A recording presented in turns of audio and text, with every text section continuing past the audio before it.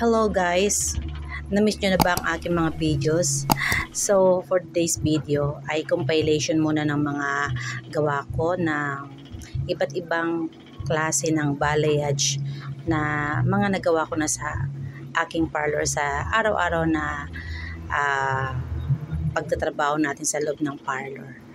At eto nga, isa sa ating client, matagal ng client, 18 years ko ng client si Ma'am Zen. 18 years ko na po, yes, na inaalagaan ang hair ni Ma'am Zen. Yan. Ngayon po ay balayage highlights ang ginawa natin sa kanya. At halos monthly po yan, nagpaparetouch ng kanyang regrowth. Yan. Ang rootings. Kasi may mga white hair na po siya or gray hair. So today, yan ang ginawa ko. Nag-balayage highlights kami. At nag-rootings na rin. Kasi lumabas na naman yung kanyang mga sumpa.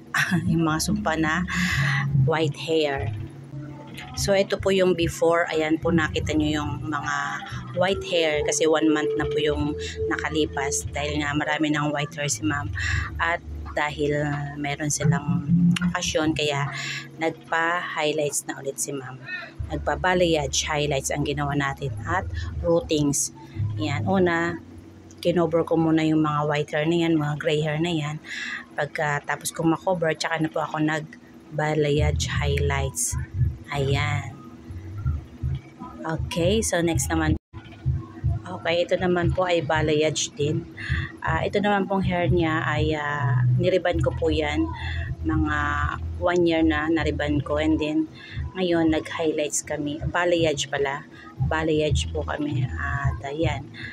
Ang balayage po, sa mga hindi nakakalam, usually po yung mga rootings or nasa tuktok ay dark po usually. Ayan.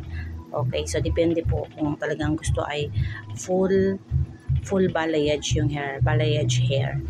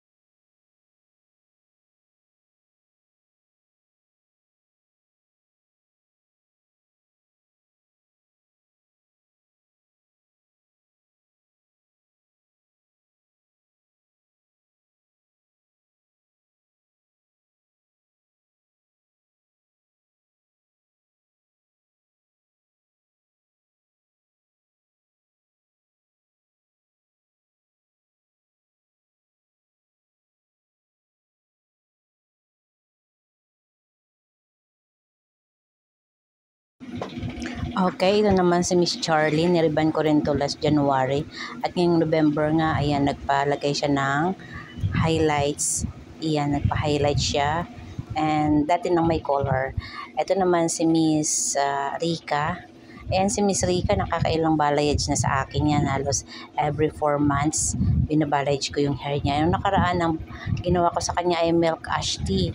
Siguro mga 4 months ago na rin. Milk ash tea din yung ginawa ko sa kanya. At ngayong November, eto naman, nagpa-balayage ash naman siya. Balayage ash naman yung ginawa ko ngayon. Ayan. At syempre, nilagyan ko rin ng hairstyle. Ayan, si Miss Rika. Isa rin po sa ating mga loyal client. Ayan. So, yung previous ko po sa kanya ay milk ash tea. So, ito po si Ma'am. Ayan, si Ma'am Liza. Ayan po, balayage naman din yan. Balayage ash. Ash po yan, ash. Ayan po. At saka gupit na rin. Ang gupit ko po sa kanya ay bob cut. Ayan. Si Ma'am Liza. So, diba yan po yung mga balayage natin.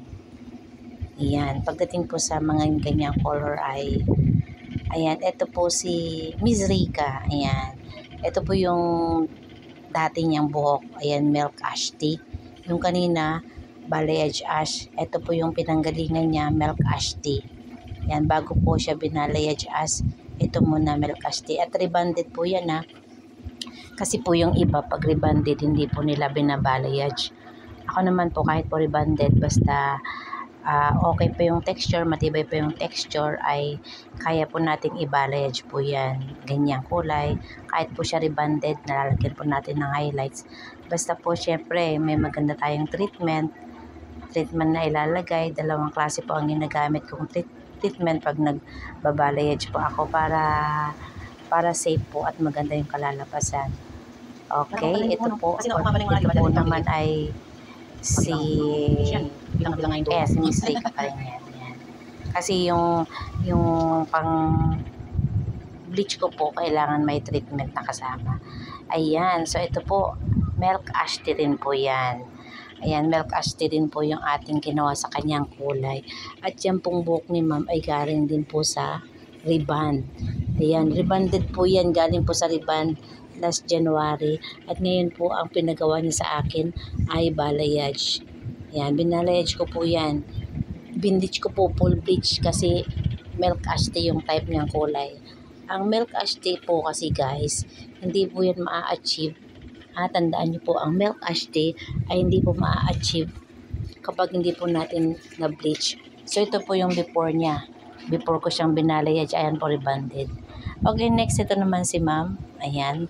Ang buhok naman po niya ay halos 99% ay gray hair na or white hair na po siya. Marami na po siyang gray hair, halos 99%. So, ang gusto ni ma'am, may iba naman yung kanyang kulay kasi, ayan, palaging ganyan ang kulay niya, blonde.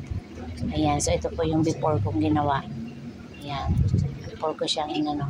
Tapos, kinupitan ko na rin po siya. Ayan. Tapos nga, full bleach. Ginawa ko full bleach.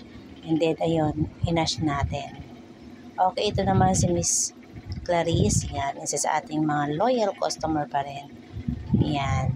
So, ngayon dahil magbe-birthday siya, magpapalagay na naman siya ng balayage. Yan. Siyempre, may ginaya kami sa Facebook na hairstyle at kulay. So, ito na po, naglagay po tayo ng balayage, highlights. Yan. Ash din po yung ginamit natin dito sa kanya. O diba? Tchadan! Ang laking bagay po talaga ng hair. Pag laki ng ginuglow ng ating ng ganda natin pag yung ating buhok ay maganda yung kulay. Siyempre, lakas makasosyal pa. Ayan. Ayan po si Miss Clarice. Ayan, estudyante po lang po yan ay customer ko na po yan si Miss Clarice. Thank you, tita. Subok na talaga to guys. Kaya, punta na kayo dito sa Fashionista Salon. Sa Angolimisa.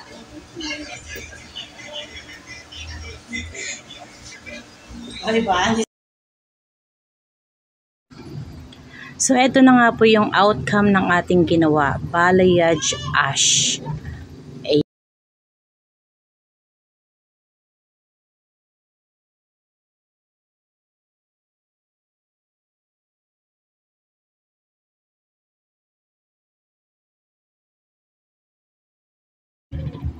Ayan po, si Miss Clarice pa rin po yan. Yung mga before na ginawa ko sa kanya. Ayan.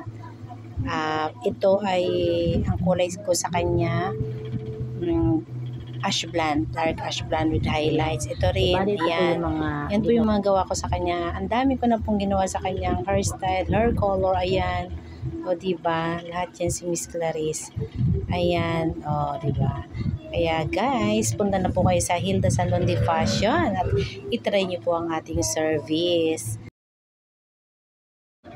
Okay, ang next natin ay si Ma'am Jane Calingo. Isa rin po yun sa ating loyal customer for almost 18 years. Imagine po, 18 years ko na pong inaalagaan ang hair ni Ma'am. Ayan. Ayan po, at never po yan na nasira ang buhok ni ma'am.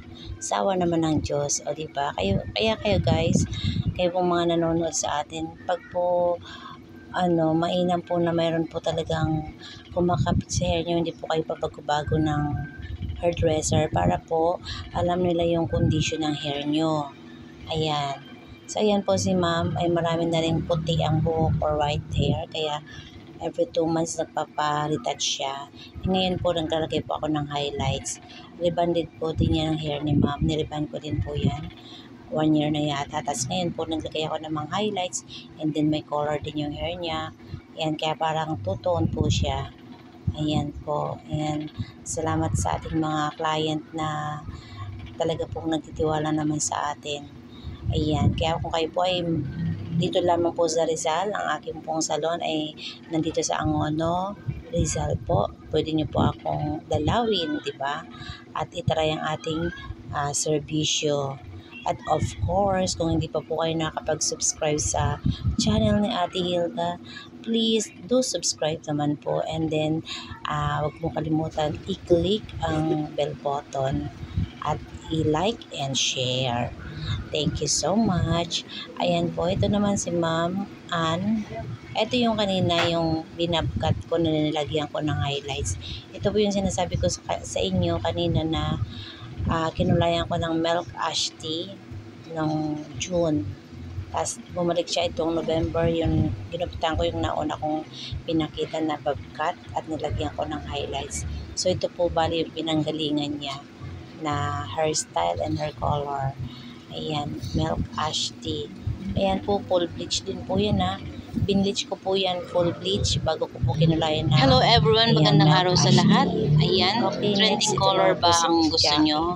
Yan, Kagaya ribanded niyan, din po yan. ang buhok niya. Copper, Nagpa-ribbon din po copper siya. po yan, copper. At Yan. nagpakulay Bago sa natin kinulayan ng copper, ay binleach ko po muna yan. Full bleach, Copper po yan. as in bleach na bleach po yan din. Tsaka siya kinulayan ng copper.